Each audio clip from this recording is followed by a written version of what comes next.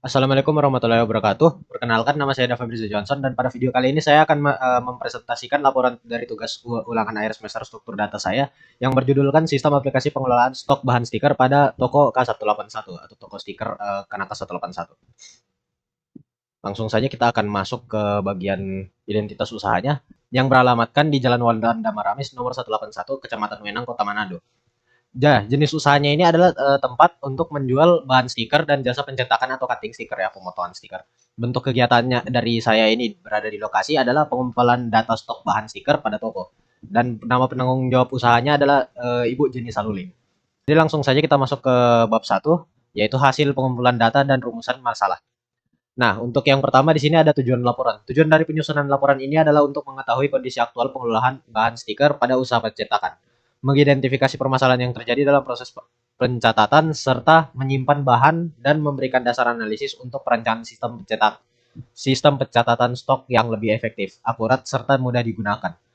Langsung saja kita ke bagian kedua di bab 1, metode pengumpulan data yang saya gunakan. Jadi di bagian sini saya menggunakan beberapa metode pengumpulan data, yaitu ada contohnya satu di sini adalah wawancara. Yang di sini saya melakukan wawancara terhadap pengurus dari jenis usahanya. Yang kedua ada observasi lapangan. Saya mengamati secara langsung apa yang bisa saya dapatkan data-data dan informasi dari lokasi tersebut. Jadi saya seperti di sini saya melakukan dokumentasi foto dan juga pemeriksaan buku catatan stok.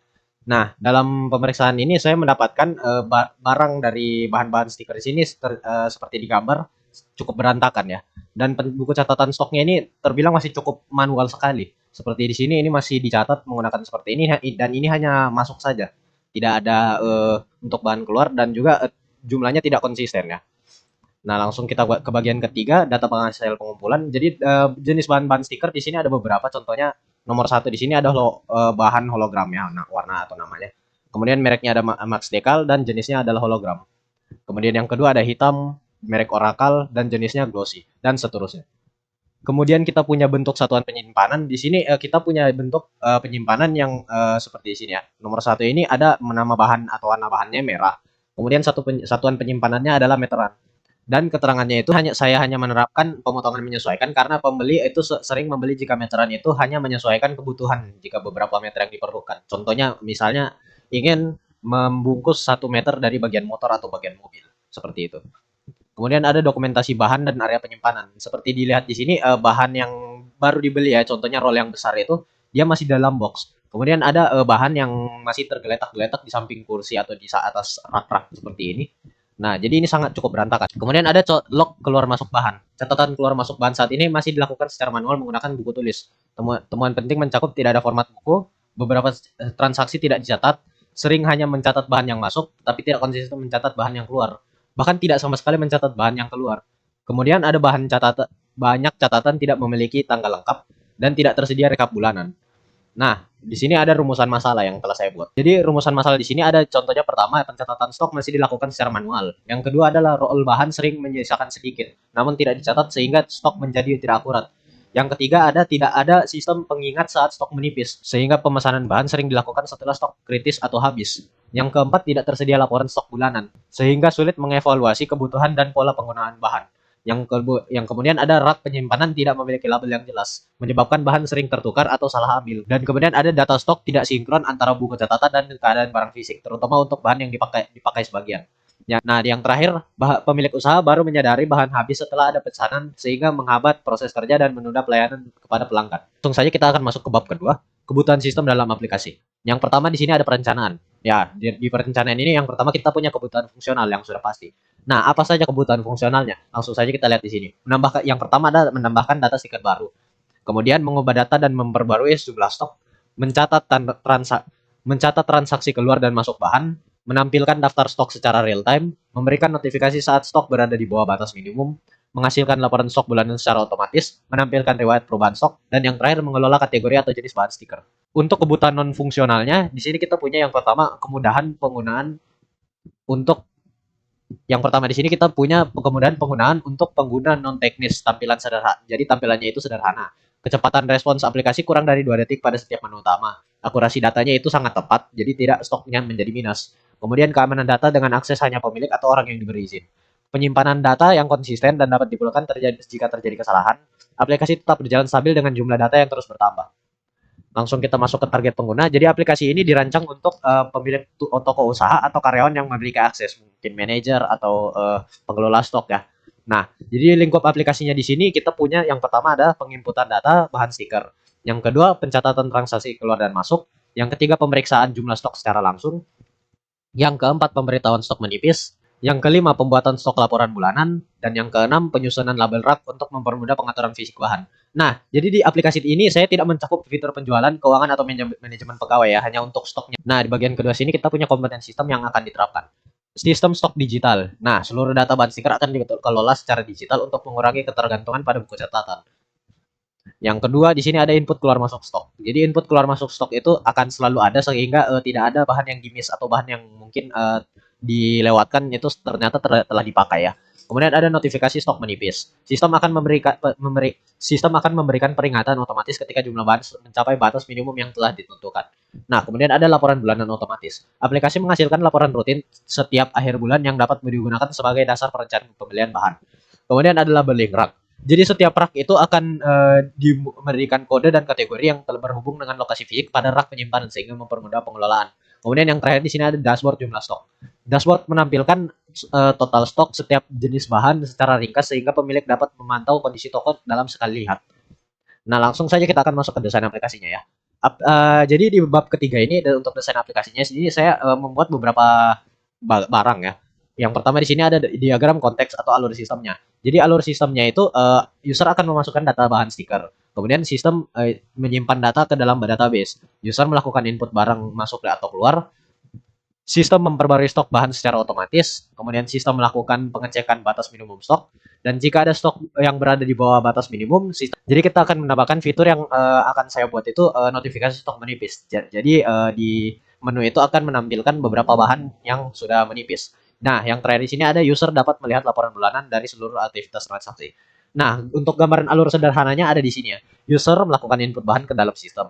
User melakukan input transaksi masuk atau keluar ke dalam sistem. Sistem mengupdate stok di dalam database. Sistem memberikan notifikasi stok minimum kepada user. Kemudian user melihat laporan dari sistem. Seperti itu ya. Untuk use case diagramnya di sini kita aktornya itu adalah pemilik toko. Kemudian use case-nya ada beberapa di sini. Yang pertama input data bahan, yang kedua input barang masuk, yang ketiga input barang keluar, yang keempat lihat stok, yang kelima lihat notifikasi stok menipis, dan yang terakhir lihat laporan bulanan. Jadi yang pertama di sini saya punya tabel bahannya. Di dalam tabel bahan di situ kita punya ID bahan, nama bahan, merek, satuan stok, dan batas minimum. Kemudian yang kedua di sini kita punya tabel log transaksi. Jadi di sini ada ID transaksi, ID bahan, tipe masuk, tipenya yang yaitu masuk atau keluar bahan, jumlah, dan tanggal. Kemudian relasinya satu data bahan dapat memiliki banyak log transaksi, one to many atau one to many.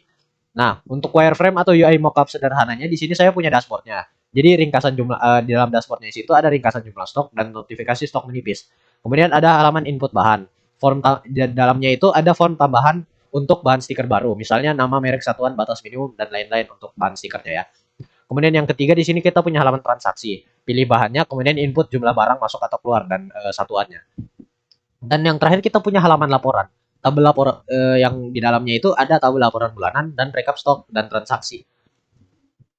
Kemudian ada yang terakhir di sini alur prosesnya atau text flowchart-nya yang saya buat. Saya tidak membuat untuk flowchart dari gambarnya itu. Jadi saya buatkan dalam teks saja supaya lebih simpel. Yang pertama di sini kita punya start. Kemudian ada input data bahan, simpan, kemudian input transaksi masuk keluar, kemudian update stok otomatis, cek stok minimum, dan kemudian jika stok di bawah batas minimum, tampilkan notifikasi itu untuk menunya ya. Kemudian akan kita buatkan generate laporan bulanan, kemudian di end. Nah, untuk yang keempat isi kode program dan struktur penggunaan aplikasi. Nah, di sini saya sudah menyiapkan ya di Dev C++ saya sudah menyiapkan kode programnya beserta saya sudah melakukan compile. Langsung saja kita run di sini ya.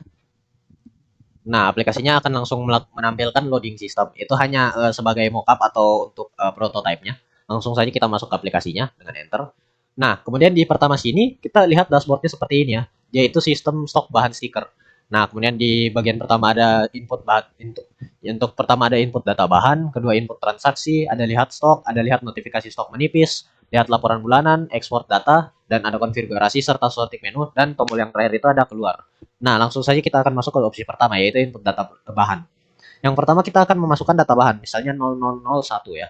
Kemudian nama bahannya itu seperti yang ada di ini, kita masukkan hitam. Nah, stoknya itu mungkin 2 ya. Kita masukkan minimal stoknya itu kita masukkan 5. Untuk minimal stoknya kita akan masukkan 1 saja ya. Nah, data bahannya sudah berhasil ditambahkan, kita langsung tekan enter saja. Nah, kemudian kita bisa langsung masuk saja ke bagian transaksi. Jadi ID bahannya itu ada 001 ya, yang sudah tadi kita masukkan. Yang pertama kita ada jumlah masuknya. Jadi kalau misalnya nilainya positif, misalnya 100, itu berarti ada masuk 100 untuk bahannya. Jika kita masukkan negatif, berarti itu bahannya keluar ya. Seperti ini, itu jadi bahannya keluar. Misalnya kita akan minus 1 untuk keluar. Nah, bahannya berhasil dicatat. Jadi kita akan langsung lihat stok di sini ya.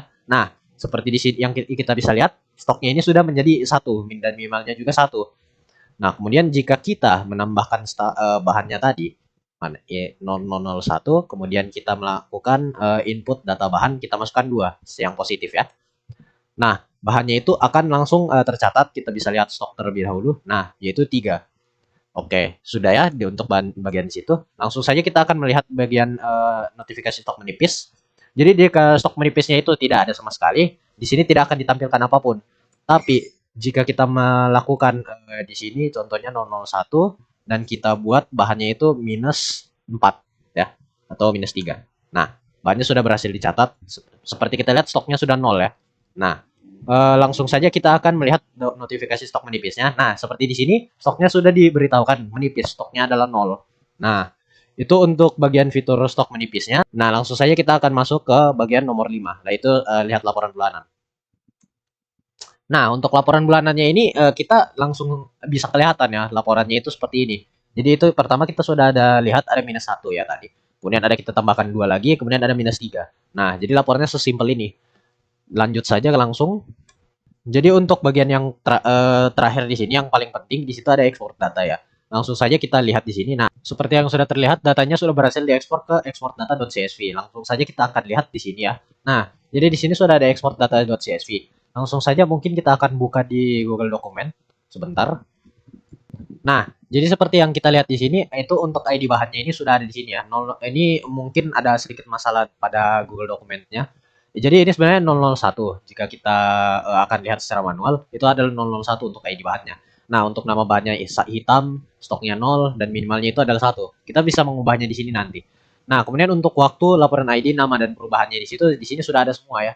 Jika kita perbesar di sini sudah ada tanggal, bulan beserta tahun dan jamnya. Nah, di perubahannya itu sudah ada yang langsung di sini. Nah, setelah menjelaskan dashboard dari aplikasinya, mungkin langsung saja saya akan menjelaskan kode program dari aplikasinya yang bagian-bagian penting saja. Nah, untuk yang pertama di sini ada kode input data barang. Yang pertama di sini ada input data bahan. Nah, yang di sini saya sudah buat bahannya itu ada masukkan by di bahan, masukkan nama bahan, masukkan stok dan minimal stok.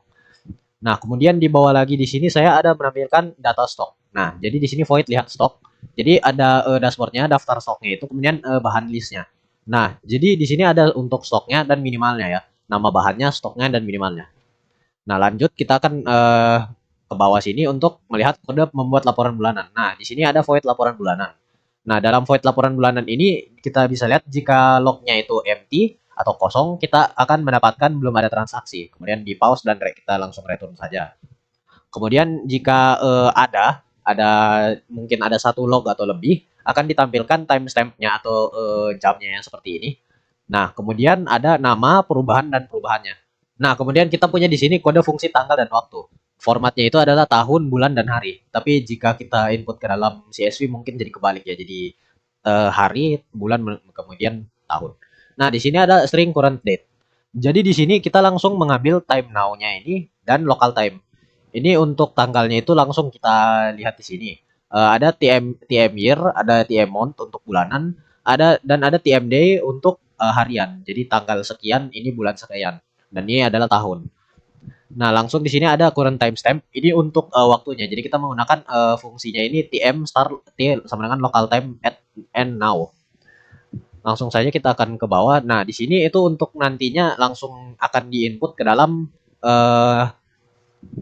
Nah, jadi ini semua ini akan langsung diinput ke dalam kode programnya, yaitu dashboardnya itu ya. Seperti yang bisa kita lihat di sini. Sebentar, saya akan melakukan lihat laporan bulanan. Nah, seperti yang bisa lihat di sini ya. Itu jadi semuanya langsung ada di sini.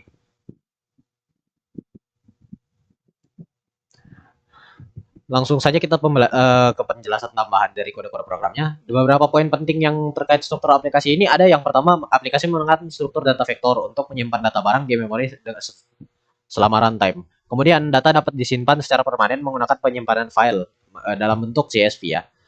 Kemudian ada fungsi pada aplikasi dipisahkan ke dalam modul kecil untuk mempermudah pemeliharaan dan pengembangan lanjutan. Yang kemudian ada filter rapolan bulanan menggunakan substring tanggal berdasarkan format standar year dan month atau tahun dan bulan. Nah, kemudian untuk logika program dibuat sederhana agar mudah dipahami dan sesuai kebutuhan dasar pengelolaan. Nah, mungkin sampai di situ saja untuk presentasi saya kali ini. Jadi, mohon maaf jika saya ada kesalahan dalam berkata dan jika saya tidak lancar dalam mempresentasikan. Wassalamualaikum warahmatullahi wabarakatuh.